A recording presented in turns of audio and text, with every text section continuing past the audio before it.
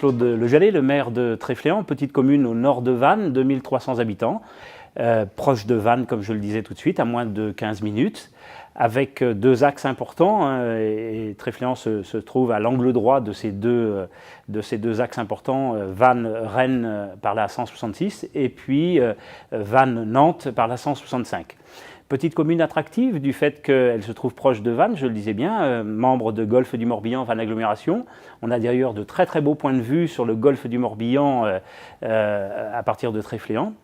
Un patrimoine historique assez important aussi, mais ma foi, pour revenir un petit peu à ce qui nous intéresse, une commune qui se développe très très rapidement, qui est dynamique au regard de son monde associatif, mais aussi de cette volonté communale d'apporter un certain nombre de services aux habitants et aux nouveaux habitants, bien naturellement, puisque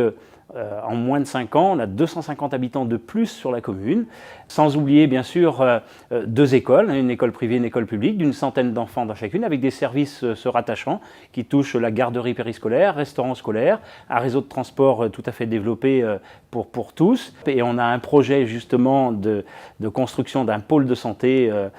très, très rapidement qui va rassembler l'ensemble de nos professionnels de santé, à savoir médecins, orthophonistes, kinésithérapeutes, infirmières, etc.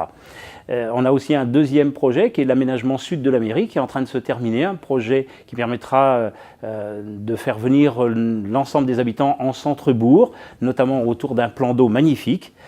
qui permettra à chacun de s'y promener et évidemment d'y venir avec les enfants et voilà. Oui, une collaboration avec Terravia qui ne date pas d'aujourd'hui, à savoir un premier projet qui s'appelle le Clos de la Croix qui est en train de se terminer, un deuxième projet qui lui s'appelle le projet de Lanvos et qui lui avance aussi normalement, sans problème, et puis un troisième projet qui là est encore un petit peu dans les cartons mais qui se finalise aujourd'hui, qui s'appelle le Clos Saint-Georges, où là aussi